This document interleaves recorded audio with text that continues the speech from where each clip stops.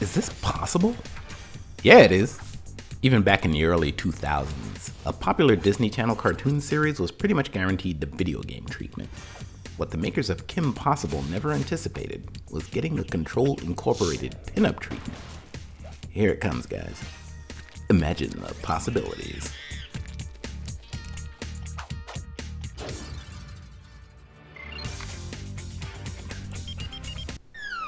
Greetings all, my name is Kontrol. I'm a veteran gamer with a knack for drawing. You're watching the latest in a series of gaming pinup videos. So, if you like what you see, think about hitting the like button on your way out and subscribe for more. If you watch a lot of movies and TV, you've no doubt seen variations of this several hundred times. Oh my god, bones right there. Do you see it? Along the surface of the moon, a smartly dressed young alien moving with ease to a funky beat. Jim, that's impossible. Yeah, Bones, movies and TVs kinda specialize in the extremely unlikely, but why do writers always have one odd observer declare what's directly in front of them impossible when it clearly isn't? I mean, you may wish it was impossible that Thanos just walked into your convenience store, but not believing your own eyes isn't gonna stop the finger snap when he finds out your ATM is broken. Remember when Dr. McCoy decided it was impossible that an armored knight on horseback was approaching?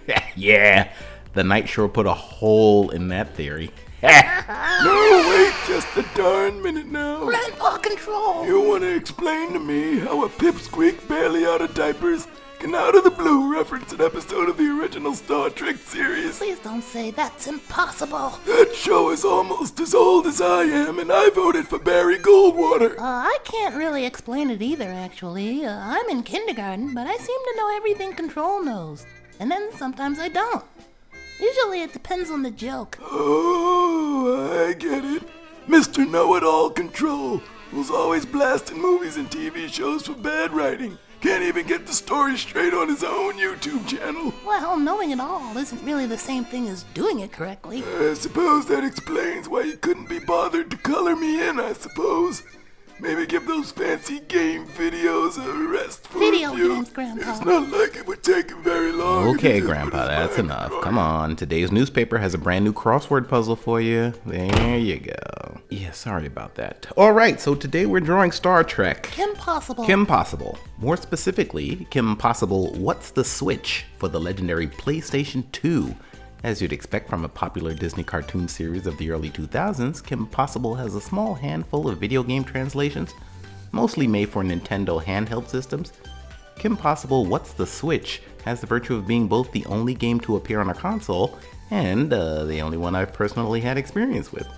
It was released in October of 2006. So, wait, in 2006, Kim was already asking what's the Switch after having appeared in a bunch of Nintendo handheld games? Oh no. Did Kim have a premonition that a Nintendo device called Switch would revolutionize gaming 10 years into her future?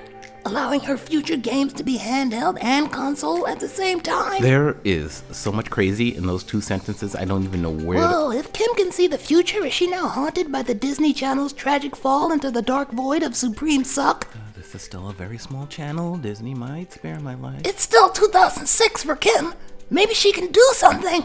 Talk Miley into coming back. Okay, look. The name What's the Switch is just a play on Kim's catchphrase. What's the sitch? Sitch? That's how she answers her Kim-municator.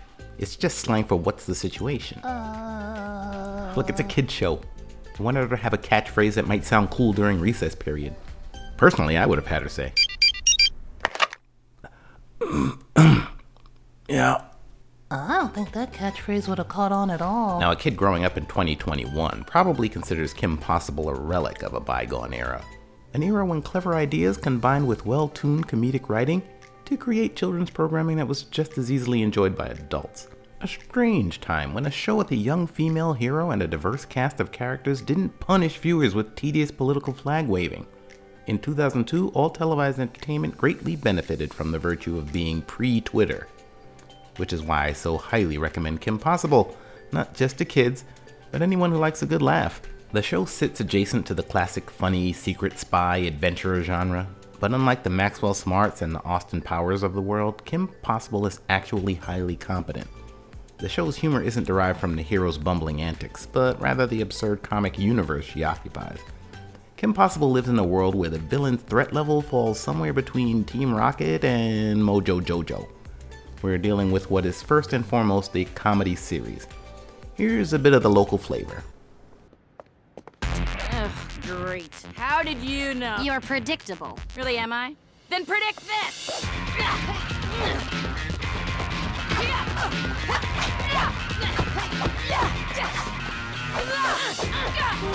Kim, I'll keep circling. There's nowhere to park. You too? Yeah, what is up with this city? Kim Possible! KP! Hey, sweet mission threads. The look actually works. And it totally bugs me to have to say it. And I can't wait to break them in. Neither can I. Impossible always defeats me, and it vexes me so. You? I'm the one fighting her. That's true. It is you she always defeats. What's your point? We simply need to tip the odds in your favor. How? Suppose you outnumbered her. Suppose there was an army of you against one of her. Oh no, again with the cloning? One little strand of hair should do it. Whoa, back up, Chief. No, you cannot have my DNA. I have a no cloning clause in my contract. Remember? Yeah, it seems to me real-life cheerleaders are in more danger than Kim Possible. Yes, folks, Kim's secret identity is a high school cheerleader. Okay, that's not precisely true. Wait, she's not a cheerleader? She is, but it's not a secret identity. Literally everyone in Kim's life, including her parents, are fully aware that her other hobby is thwarting supervillains. Her enemies also know her name, where she lives, and probably her favorite Marvel superhero.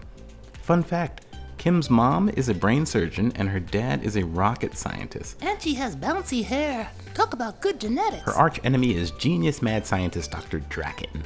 Drakken is, wait for it, an evil megalomaniac bent on gaining power. It's guys like him that give megalomaniacs a bad name. Now, Dr. Drakken is a villain of the bumbling, fumbling variety. For all of his scientific knowledge, he probably couldn't even steal a Netflix password successfully. But he's kept in the game by his #1 employee, Shego, a former superhero whose guile and abilities are actually pretty formidable. Despite being a villain, Shego kind of delivers an audience-eye view of Dr. Drakken. She's usually sitting around reading or filing her gloves while verbally mocking the insanity of Drakken's schemes. Filing her gloves? Shego is something of a dispassionate mercenary with goals that seemingly go no further than just being very rich and living the high life.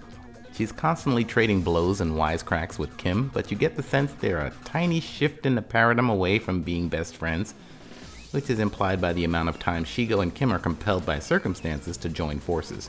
Something even the PS2 game included, with both characters being playable in different levels.